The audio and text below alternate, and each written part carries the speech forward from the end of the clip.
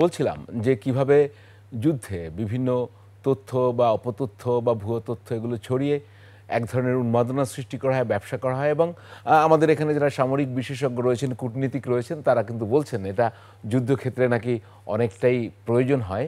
আরেকজন সামরিক বিশেষজ্ঞ বললেন যে একসময় সত্য প্রকাশিত হয়। তাহলে আমরা একটি রাফায়েল বিমান দেখতে চাই, যুদ্ধ বিমান, যেটি খুব ফেসবুকে ভাইরাল হয়েছিল। এবং সেটি কি দেখানো সম্ভব? এবং সেটি কিন্তু লাখ লাখ দর্শক দেখেছে। এই যে ভারতীয় রাফায়েল বিমান, যেটা নিয়ে তারা গর্বও করতো, যেটা আপনারা একটু আগে বলছেন যে আসলে শেয়ার বাজার আর পড়ে গেছে। তো আমরা এর সঙ্গে এটা তো দেখলাম, এই যে আবার হেলিকপ্টার দিয়ে ট্রেনে তুলছে, খুব ইন্টারেস্টিং। একই সঙ্গে ডিসমিস ল্যাব, যারা আরেকটা ফ্যাক্ট চেকার গ্রুপ, আমি যদি তাদের তথ্য দিই, তারা কমপক্ষে 8টি ভুল এবং বিভ্রান্তিকর তথ্য যাচাই করে দেখেছে ডিসমিস ল্যাব। এই যে যে সমস্ত ভুল, আমি একটু একটু যদি স্ক্রল করে দেখানো যায় এগুলো, আমি একটার পর একটা দেখবেন, তাহলে আমি বুঝিয়ে দিতে পারবো। এই যে পুরনো ছবি ছড়িয়ে, আগুনের ছবি আমি একটু আগে বলছিলাম, সেগুলো কিন্তু আবার আপনার একই সঙ্গে যুদ্ধের ছবি হিসেবে ছড়ানো হয়েছে।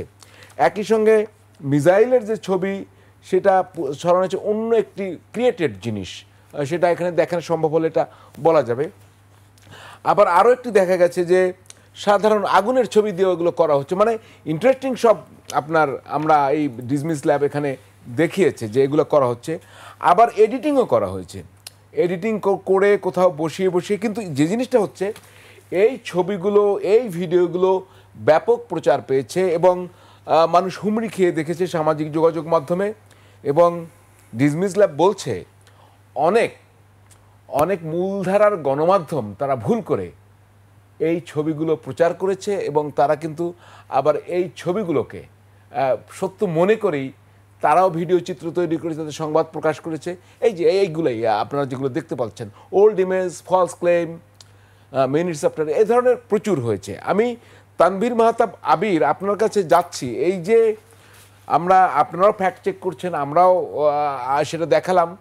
তো এরকম কি কি ধরনের, আমি একটু জানতে চাচ্ছি, এই রাফায়েল বিমান নিয়ে আমরা সামরিক এক্সপার্টদের কাছেই শুনবো, কি কি ধরনের ভুয়ো তথ্য বা মিস ইনফরমেশন এটা পাওয়া গেছে আপনার এই ভারত পাকিস্তান যুদ্ধের এই সময়গুলো, যদি একটু আমাদের বলতেন। জি, ধন্যবাদ। আপনি যেটা দেখালেন রাফায়েল বিমান যেটা তুলে নেওয়া হচ্ছে, এটা আসলে এআই জেনারেটেড একটা ভিডিও। এটা আসলে বাস্তবে এই ধরনের কোনো অস্তিত্ব আমরা দেখিনি, এবং এটা আমরা নিজেরাও ফ্যাক্ট চেক করেছি। আচ্ছা, যেটা হচ্ছে ঘটনা যে যে এটা বলুন না একটু, রাফায়েল বিমানটা বলুন না, আপনি যেহেতু চেক করেছেন বিষয়টা এটা কি। আসলে মানে বাস্তব কোনো অস্তিত্ব নেই। আমরা বিভিন্ন টুলস দিয়ে চেক করেছি এবং ভারতীয় ফ্যাক্ট চেকারদের সাথে আমরা কথা বলেছি, তারাও এটা নিশ্চিত করেছেন যে এটা আসলে একটা এআই জেনারেটেড একটা ভিডিও। মানে মানুষ এআই বিভিন্ন টুলস কে কমান্ড দিলে, মানে এটা এই ধরনের ঘটনা এভাবে ঘটাতে হবে, একটা প্লেনকে তুলে নিতে হবে, এরকম কমান্ড দিলে ওরা ওই টুলস গুলো এভাবে একটা ভিডিও বানিয়ে দিতে সক্ষম। তো এটাও এরকম একটা ভিডিও, এটা আসলে বাস্তবে এমন কিছুই ঘটে নাই। আর আমি যদি সামগ্রিক চিত্রটা একটু সংক্ষেপে বলতে চাই, যে গত জি। 4-5 দিনের যে ঘটনাবলী আমরা দেখছি গত বুধবার বা মঙ্গলবার রাত থেকে, তো এখানে দেখা গেছে রিউমার স্ক্যানার অর্ধশত বিষয় ফ্যাক্ট চেক করেছে এখন পর্যন্ত এই বিষয়গুলোতে। যেটার মধ্যে আশঙ্কার বিষয় হচ্ছে 20% ক্ষেত্রে আমরা দেখেছি যে বাংলাদেশের মূলধারা গণমাধ্যমগুলো এই ভুল তথ্য, ভুল ছবি, ভুল ভিডিওগুলো প্রচার করেছে। এবং এটাতে দায় শুধুমাত্র বাংলাদেশের গণমাধ্যমের এরকমও না, দায়টা ভারত এবং পাকিস্তান দুটো দেশের দায়িত্বশীলদেরও আছে। আমি জাস্ট ছোট্ট একটা উদাহরণ দেই, যে পাকিস্তানের একজন নামজাদা সাংবাদিক, আপনি নিজেও চিনবেন, হামিদ মির নামে একজন আছেন। জি। তিনি তার এক্স জিও নিউজে। হ্যান্ডেলে একটা ভিডিও দিয়েছেন, যেটা আসলে থাইল্যান্ডের ভিডিও। থাইল্যান্ডের একটা নরমাল একটা ভিডিও, ওদের একটা উৎসব আছে, ওটার একটা ভিডিও। তো এই ভিডিওটা উনি বলছেন যে এটা ভারতীয় একটি ড্রোনকে ভূপাতিত করেছে পাকিস্তান, এবং এটা উনি ওনার এক্স হ্যান্ডেলে দিয়েছেন। এবং ওইটার সূত্রে বাংলাদেশের অন্তত 2টা গণমাধ্যম আমরা দেখেছি যেগুলো এই ভিডিওটা ওনাকে সোর্স দেখিয়ে প্রচার করছে। তো এটা বাংলাদেশের গণমাধ্যম এটা যাচাই করেছে। এটা বলা যাবে না, যেহেতু উনি সাংবাদিকের দায়িত্বশীল একটা জায়গায় আছেন।